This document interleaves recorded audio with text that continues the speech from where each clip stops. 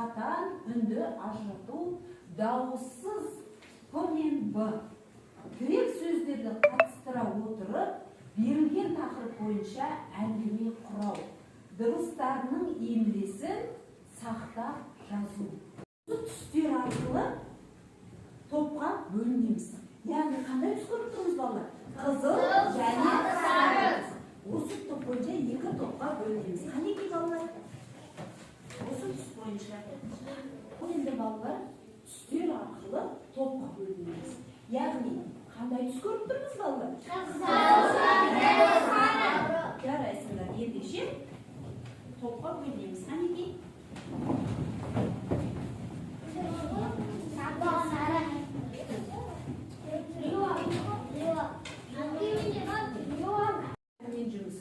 Мәтін не туралы жазылған? Кітапты күтіп ұстау үшін не істеу керек? Мәтін қандай әдебиеттен алынған? Дескриптор балалар. Мәтіндегі негізгі ойды анықтайды, сұрақтарға дұрыс жауап береді. Ал балалар, енді жұмыс жасаймыз, мәтінді оқимыз. Ал Асылай, оқи ғой. Менің нағашы әпкем кітапханада жұмыс істейді. Мен кітапханада кітап алуға бардым. Нағашы әпкем саған қандай кітаптар ұнайды деп сұрады. Маған шытырман оқиғалары, кітаптар ұнайды. Мен кітапханадан бірнеше кітап алдым. Алған кітабымды Не туралы жазылған екен? Алла білмін сұрайта ғой. кітап туралы жазылған. Жарайсың. Кітапты күтіп ұстау үшін не істеу керек? Маулида айта қойшы. Оны қаттап жыртпай әдемілеп ұстау керек. Ой, жарайсың, Маулида. Мәтін қандай әдебиеттен алынған? Қадиша айта қойшы. Алдыға журналынан алынған. Жарайсыңдар. Балалар енді мәтінмен жұмыс жасадық. Сол жерде мәтін не туралы айтылған екен балалар? Кітап туралы айтылған екен. Яғни кітапты не істеуіміз керек балалар? Жыртпауымыз керек, қаттап ұстауымыз керек екен, ендеше. Ал мәтінді қандай әдебиеттен алған екен балалар? Балдырған журналынан алған екен. Жарайсыңдар. Қандай әріп көріп тұрмыз? Және Б. Яғни Б дыбысы қандай дыбыс екен? Дауыссыз дыбыс екен. Ал Б дыбысы ше? Дауыссыз ұян дыбысы. Жарайсыңдар. Қандай сөз көріп тұрмыз? Енді айтылуында, жазылуында кітап деп жазылғанмен айтылуында кітап деп. Енді П әріпі қандай дыбысқа айналып кетті? Балалар, кітап сөзі дұрыс па? Кітап бір деген сөз дұрыс па? Кітап сөз дұрыс екен. Балалар, салыстырайықшы мынаны сөзді. Ал кітабы қайсысы дұрыс балалар? Кітап, жарайсыңдар. Кітап 9-шы жаттығуға қарайық балалар. Жеке жұмыс, дескриптор, екі бағандағы сөздерді дұрыс жазады, тапсырманы қатесіз орындайды. Дескриптормен жұмыс жасаған 19-шы тапсырманы көрейін, қане балалар. Жарайсың, Мейірім. Өте жақсы. Қайрат өте жақсы жазыпсың. Жақсы ойнайсың. Жұмыс жасадық. Ал балалар, бағалайықшы, қанеке балалар? Дұрыс па, әлде бұрыс па?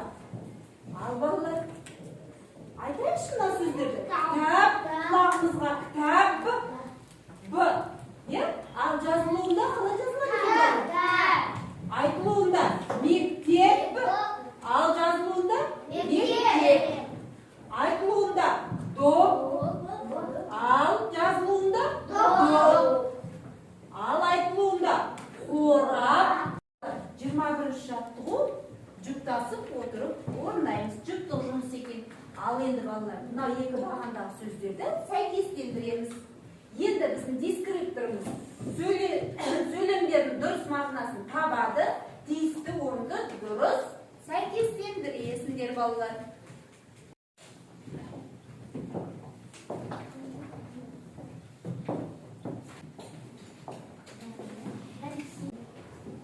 Бегла.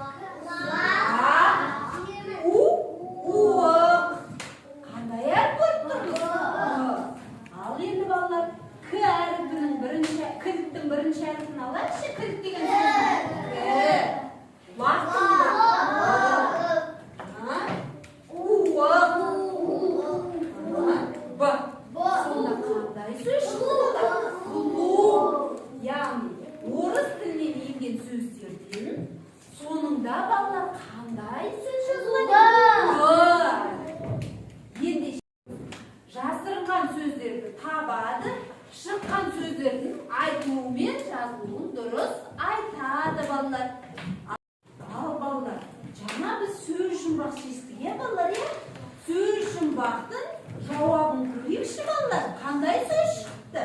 Штаб және сөздерін есте сақтап жүріңдер балалар, иә балалар?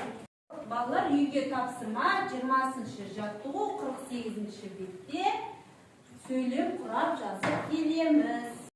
Ал балалар бүгінгі сабаққа жақсы атсалысып отырған Мейірім, Маулида, Аяру, Мейірімге 9 балл. Жарайсың Мейірім, өте жақсы сабаққа атсалысып отыр. Асылайға 9 балл, Бекнұрға 6 балл.